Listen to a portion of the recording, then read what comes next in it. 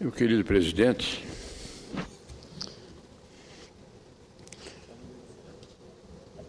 o nosso querido representante do Acre falou tanto que é importante salientar. Hoje é dia de São Francisco. Realmente, hoje é um dia que no mundo inteiro se comemora a vida de São Francisco. No ano retrasado, eu fiz a caminhada de Canindé, Fortaleza a Canindé. Onde eles construíram a maior estátua em homenagem a São Francisco e uma das maiores do mundo. Foram quase 200 quilômetros de caminhada, bem menos do que lá na Espanha. Mas o São Francisco hoje está muito célebre pela escolha que o Papa fez de Francisco.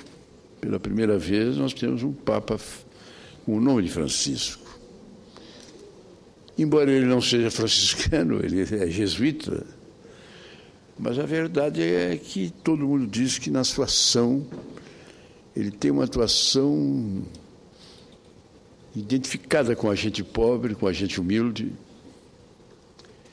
E eu já falei isso dessa tribuna. Eu já disse dessa tribuna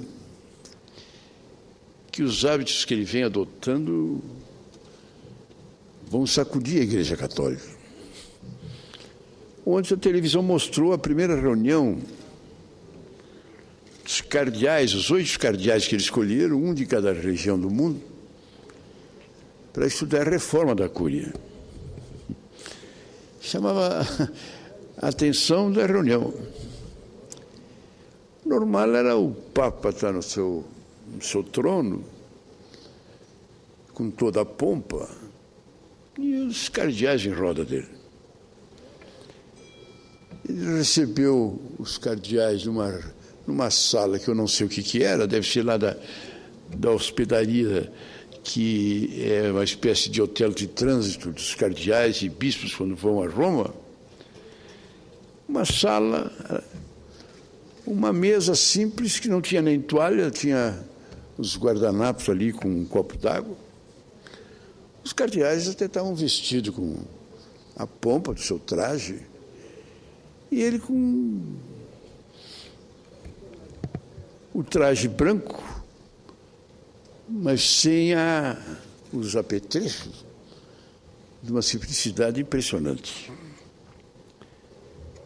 E começou aquilo que se chama a reforma da Igreja, que eu confio muito.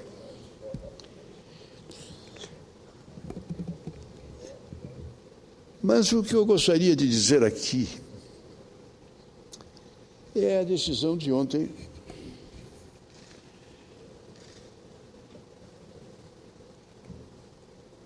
com relação ao partido da senadora Marina. Eu já esclareci em mais de uma oportunidade que eu não pensei em sair do meu partido. Eu sou do velho MDB de guerra, que tem uma história emocionante na vida do Brasil, e com brigas e debates, o MDB é o meu partido. Não é com 83 anos que eu ia mudar. Mas defendi intransigentemente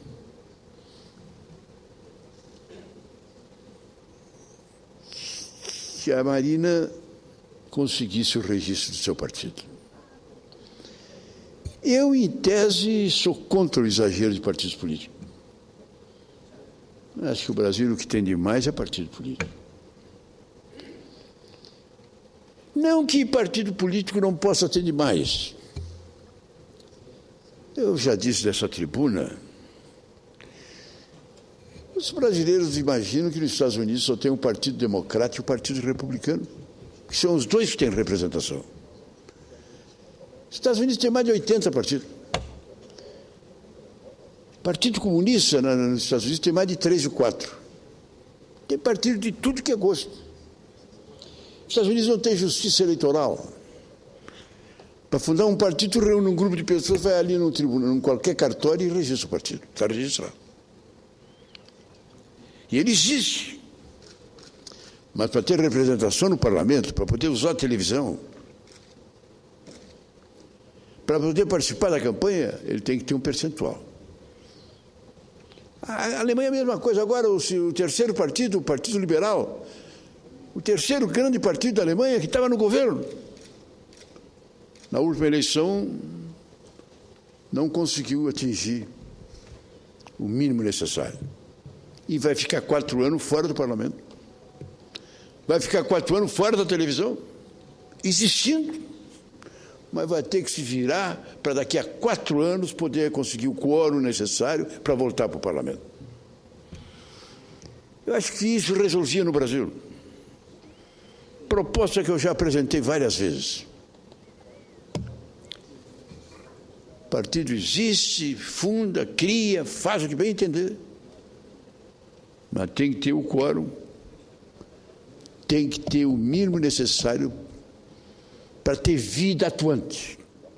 Ele não morre, mas vai se virar, vai trabalhar, vai correr para que na próxima eleição ele tenha o percentual. Isso resolvia. Isso ninguém tinha mais que discutir, nem que falar, resolvia o problema partidário. No Brasil ia ter 3, 4, 5 e não tinha mais problema. Mas não há jeito de querer isso. O outro item que eu defendo e que consolidaria a vida partidária no Brasil é a proibição de aliança de legenda. Pode fazer aliança para candidato a presidente da República, governador, a prefeito, 4, 5 partidos se reunirem, isso acontece no mundo inteiro. Mas para eleger deputado, para eleger vereador, não pode ter coligação. Coligação de chapa. Quer dizer, então entra o MDB com os candidatos, o outro partido menor bota alguns candidatos e termina a eleição, os do MDB vão para o MDB e os do outro partido vão para o outro partido. Então tem partido que só faz a aliança, só faz a coligação para botar na chapa do grande partido 2 ou 3 candidatos. Às vezes um só. E esse candidato que sozinho não fazia coisa nenhuma, com a soma do voto do outro partido, termina se elegendo. Eleito, vai para o partido dele e esquece tudo. Terminar com coligação para a eleição proporcional. E taxa mínima necessária resolveria esse problema. Mas no caso da senadora Marina, o negócio foi muito deprimente. Em primeiro lugar, uma eleição que ninguém imaginava, no auge do debate entre PT e PSDB, ela conseguiu 20 milhões de votos. Olha, 20 milhões de votos com um tal de Partido Verde que se criou não sei como e que não tinha nem unidade interna, tendo como vice um empresário ilustre ligado ao setor exatamente de uma empresa ligada à natureza, Natura. Ela conseguiu, nesses 4 anos depois da eleição, manter o seu prestígio, manter a sua credibilidade e manter a sua seriedade.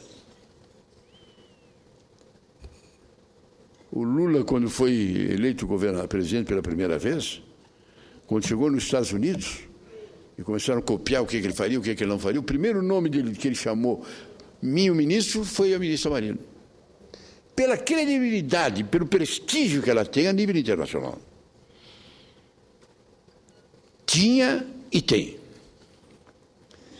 Por isso, 4 anos depois, sem partido, sem absolutamente nada, as pesquisas não eram tranquilas em segundo lugar. A presidente, ali logo atrás a Marina e lá para trás os outros candidatos. A candidatura da Marina seria importante, porque daria seriedade ao debate e à discussão. O debate da campanha passada foi muito triste. A gente ficou discutindo casamento entre o mesmo sexo, aborto e coisas desse gênero.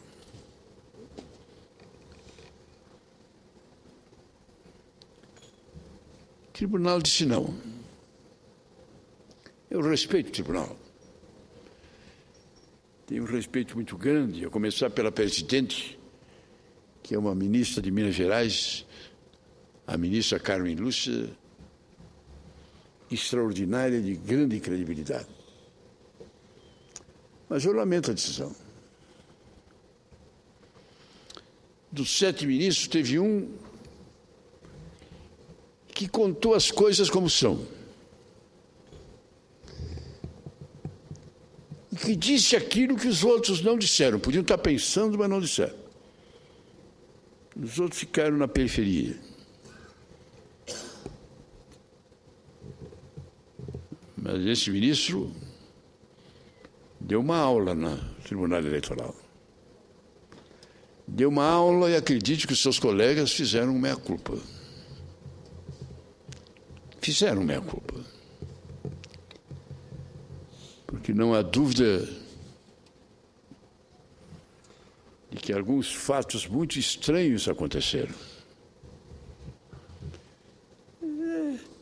Podemos estranhar que o Paulinho da Força, sozinho praticamente, tenha conseguido os votos.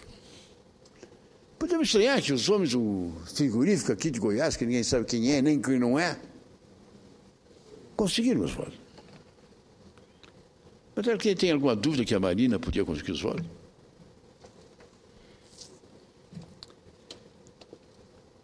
Os argumentos são fortes. Por que os municípios do ABC, todos com prefeitos de um partido que não queria a candidatura da Marina, rejeitaram sem dar nenhuma explicação mais de 80% das listas apresentadas? Por que ali foi 80%? No Rio Grande do Sul, 10%, no Paraná, 12%. Qual é a explicação? Eu me lembro muito bem como é que funciona o cartório eleitoral. Embora o Brasil tenha urna eletrônica e tudo mais, os cartórios eleitorais do interior funcionam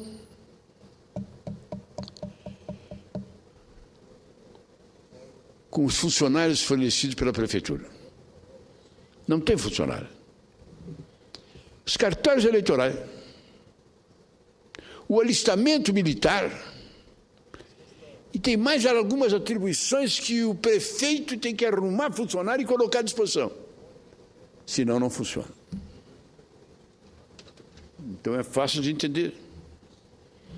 As pessoas que estavam no cartório foram indicadas pelo prefeito do município. E deu o resultado. Num determinado partido houve a denúncia de fraude. Abriram uma urna, tinha fraude. Mas a fraude era pequena. Mesmo naquela urna, o número de fraude não impedia que tivesse o número de votos necessário para valer. Aprovado. O tribunal poderia ter decidido, bom, se tem denúncia de fraude, vamos apurar todas as urnas. Vão ver em todas o que é que aconteceu. Não, aprovou. No caso da Marina, eles podiam pegar de todos aqueles 97 mil eleitores que não foram aceitos, sem dar uma explicação. Podiam pegar uma urna, por exemplo, e vão fazer um exemplo, como é que funciona. Não pegaram. Absolutamente não aceitaram. Mas aconteceu. Eu digo com toda sinceridade, eu sou MDB e não pensava em sair do meu partido. Mas achava que era importante para todos os partidos um partido que nem a Rede e um nome que nem a da Marina. Acho que a Marina, o Luiz, governador de Pernambuco, o nosso querido colega Écio,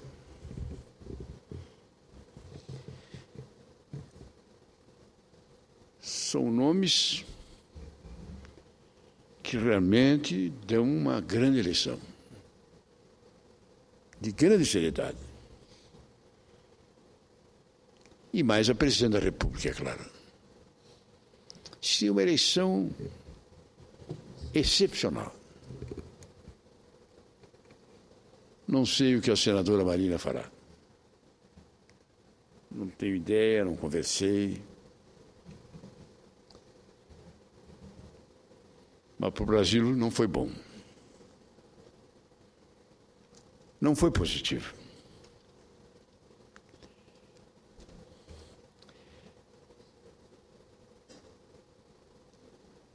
Vamos ver qual é o próximo passo.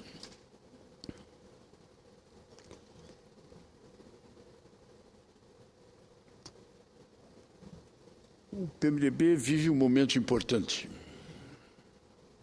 Eu acho que sim. Eu acho que o vice-presidente da República, que é o presidente do MDB, está tendo uma atuação que merece respeito. O Marco Maciel foi um grande vice-presidente durante 8 anos, o Fernando Henrique. Não criou nenhum problema, colaborou, mas o Marcos não teve uma atuação política, não é do estilo dele. Ele se participou o menos possível da vida, da participação governamental. O Lula, seu querido vice-presidente, grande amigo que eu tenho muito afeto, o grande fato que somou para ele foi o fato de ter escolhido o Alencar de vice-presidente. Os maiores empresários do Brasil, no momento que o Alencar aceitou a vice-presidência e se dirigiu aos seus colegas empresários, praticamente garantindo apoio ao Lula, facilitou a entrada do Lula nesse mundo empresarial, onde haviam algumas discussões, algumas interrogações. No caso do atual vice-presidente, a coisa é mais profunda, que ele está unido à presidente. A presidente não é o Lula, que tinha uma capacidade total de coordenação política, praticamente tudo saía da sua cabeça. A presidente está se vendo agora que é uma grande presidente, muito importante, muito ilustre, mas não tem nem o traquejo e nem o gosto pela política propriamente dita. Ela faz isso mais por obrigação.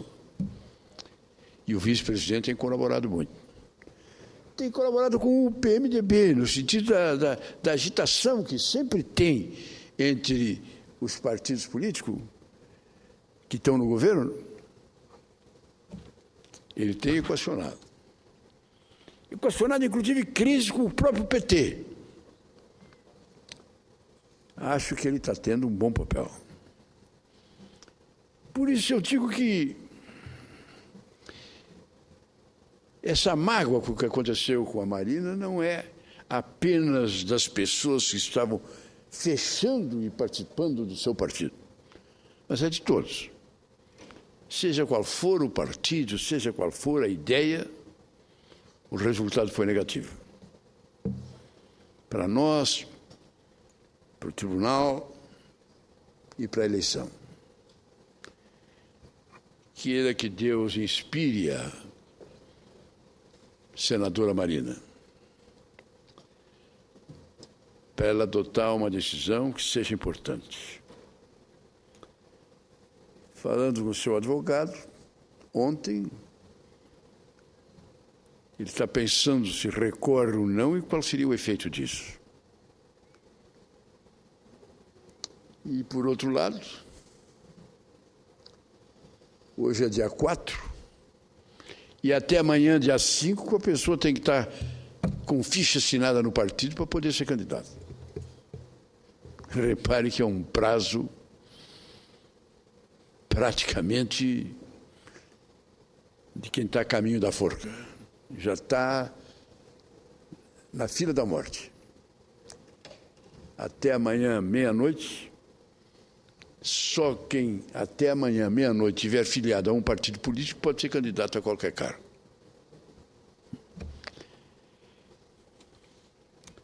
Que Deus nos inspire. E que nós possamos realmente encontrar uma saída.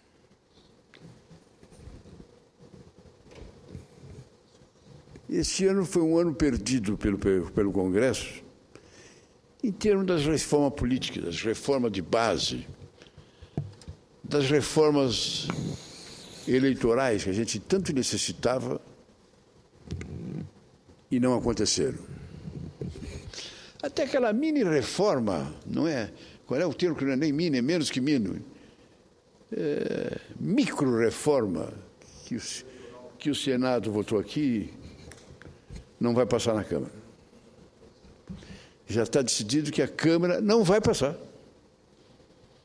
Porque a Câmara também tinha feito a dela e não consegue passar dela.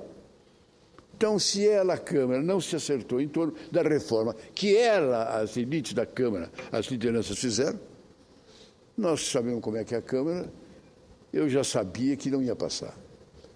Então, até aquele mínimo do mínimo do mínimo que a gente passou no entendimento de que aquilo já equacionaria, melhoraria o problema, não passou. É impressionante, mas não passou. É aquilo que eu digo. Disse no último discurso e te repito hoje. O maior exemplo disso é a medida provisória. Botaram a medida provisória porque era parlamentarismo, e no parlamentarismo tem medida provisória. Caiu o parlamentarismo. Na comissão de redação final tinha que tirar a medida provisória. Não precisava nem votar. Se não tem medida provisória, como é que no presidencialismo vai ter medida provisória? Tinha que cair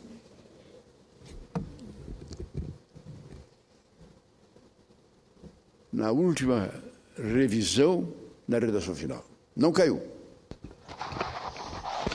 Vem a medida provisória, uma atrás da outra, e cada medida provisória tem que falar de um assunto da Constituição. E o governo manda uma medida provisória com 10, 15, 30 assuntos diferentes. Tem uma medida provisória que o caput da medida diz 45 mil milhões, não sei o quê, para construção de não sei o quê. Tu vai ver a medida provisória, são 2 bilhões, com mais uma série de coisas que estão introduzidas nela. Tu vota 20 assuntos diferentes na mesma medida provisória. De acordo com a Constituição, o presidente do Congresso tinha que pegar essa medida provisória e devolver. Não dá para aceitar. O que o Congresso faz hoje? Deputado e senador de contrabando apresenta uma emenda à medida provisória com a iniciativa dele. O governo bota, eu também boto. Então, os senadores e deputados já entenderam. A melhor maneira de aprovar um projeto dele não é apresentar um projeto que vota na Câmara, vem para o Senado, depois volta para a Câmara, e depois vai para o presidente veto. São 3 mil vetos que estão aí. A melhor maneira de ele aprovar um projeto é pegar uma medida provisória, encaixa o projeto dele numa emenda e é aprovado. E não tem veto. Então, hoje o Congresso está sócio do governo na medida provisória. Não dá para dizer, este governo de medida provisória. Não, nós somos sócios, porque estamos fazendo a medida provisória junto com ele. Pois não. mais adequado, eu vou lhe pedir um pequeno à parte, mas no momento que Vossa Excelência entender, sem problema. No momento que Vossa Excelência entender que pode me conceder uma parte que não prejudique o seu raciocínio, que já prejudiquei, eu vou aguardar uma parte de Vossa Excelência. Pode ser agora? Pode ser agora. Senador Simão, rapidamente, só eu quis pegar nessa questão da medida provisória. Vossa Excelência está coberto de razão. Ainda ontem estava aqui o querido ex-presidente do Supremo Tribunal e gaúcho, nosso colega, o Nelson Jobim, e eu disse para ele, Jobim, nós até hoje cometemos aquele equívoco, nós todos, porque nós somos constituintes, que entendíamos, como disse bem Vossa Excelência, que ia passar o presidencialismo e passou o parlamentarismo. E nós mantivemos o Instituto da Medida Provisória. E, na verdade, ficou pior que o decreto-lei na época, que é exatamente o raciocínio que Vossa Excelência agora desenvolveu. Qualquer cidadão bota ali uma emendazinha, qualquer, eu digo, deputado ou senador, bota uma emenda e vira lei. E a medida provisória, do dia para a noite, muda a história do país em matéria de legislação. Eu tomei a liberdade de entrar com um projeto, uma PEC, para acabar com o estudo da medida provisória, mas não anda e não vai andar nunca, porque os governantes gostaram muito da medida provisória e, por isso, ficou quase que essa imoralidade, porque é um desrespeito ao parlamento, o executivo ter mais direito do que nós de legislar. Do dia para a noite, você dorme com uma legislação e acorda com outra, e ela passa a ter poder imediato. E ainda vem todos os contrabandos. Então, eu queria dar esse depoimento, já que fomos constituintes, a Vossa Excelência, nesse sentido, concordando totalmente. E quando a gente acorda com a medida do governo, o Congresso, em vez de devolver, acata. Bota suas emendas junto. Exato. Passam a ser sócio. Aí vem o contrabando. Então, entra o contrabando da gente, e aí continua. Por isso que a medida provisória não cai. Segunda questão, para terminar, só dizer que eu assino embaixo do seu pronunciamento em relação à companheira Marina e lamentar que, infelizmente, ela, pelo seu partido, não vai concorrer. Mas, quem sabe, ela concorra pelo outro partido. Muito obrigado.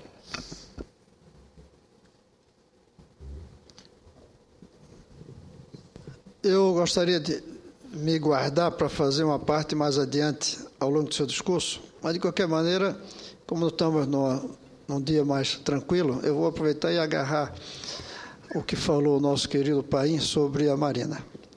Eu acho que é lamentável que ela tenha perdido, mas, de repente, a gente pode ganhar uma coisa que hoje falta muito mais do que candidato a presidente. Nós não temos mais líderes morais nesse país. Nós tivemos Dom Arnes, Betinho, Dom Helder, Barbosa Lima Sobrinho, Alceu Amoroso Lima. A gente sempre teve líderes aos quais a gente recorria em alguns momentos e que ia para a rua na frente das passeatas. Eu imagino a Marina na frente das passeatas hoje. Eu imagino a Marina como uma Martin Luther King, nossa, que não precisa de partido, que não precisa de candidatura, que sai até, pelo menos por um tempo, desse mundo em que a gente está e assume algo que falta muito mais no Brasil, uma grande liderança moral. Em todos os países, em todos os momentos, o Brasil, inclusive, a gente sempre tem ou um poeta nacional, que todo mundo olha, como tivemos o Drummond, e um líder moral. A Marina pode, por conta de não poder trazer para nós o discurso dela, que a gente precisava dele na renovação, ser essa líder. E, mais uma vez, eu pego a ideia do senador Paim, do voto avulso, que eu, aliás, quando o senhor falou, eu fui atrás. Eu apresentei um projeto de lei sobre isso e descobri que o senhor é anterior. Portanto, eu estou retirando o meu em nome disso.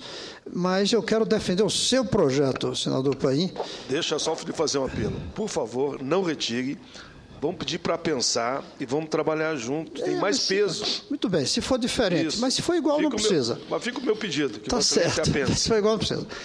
Se houvesse no Brasil, que tem tantos países, eu levantei os países que têm isso, a possibilidade do voto independente, que eu acho melhor do que avulso, a Marina era candidata. Ela transformava esse, claro, teria que pegar mais assinaturas, porque não pode ser qualquer um chegar a dizer que é candidato a presidente. Em vez de 500 mil assinaturas, ela pegaria 2 milhões de assinaturas ou 1 milhão, se apresentava e ia ter o seu discurso de candidata sem precisar de passar pela tutela.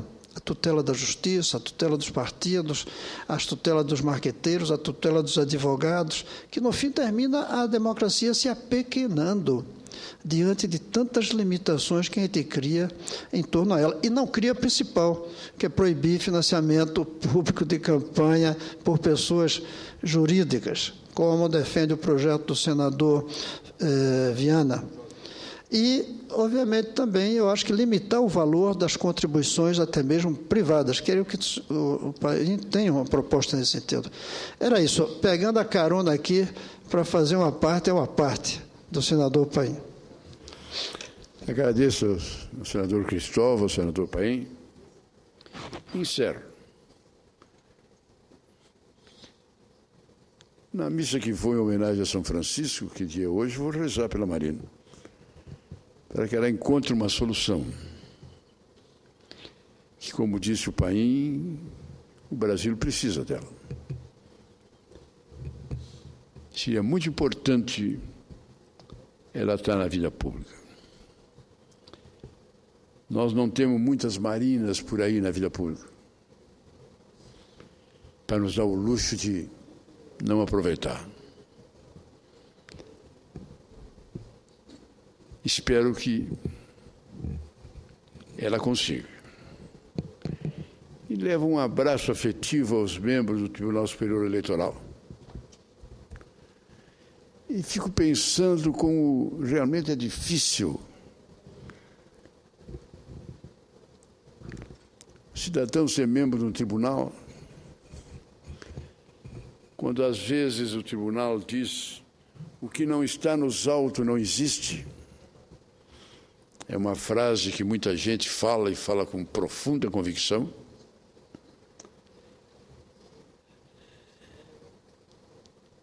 E a realidade, às vezes, é completamente diferente.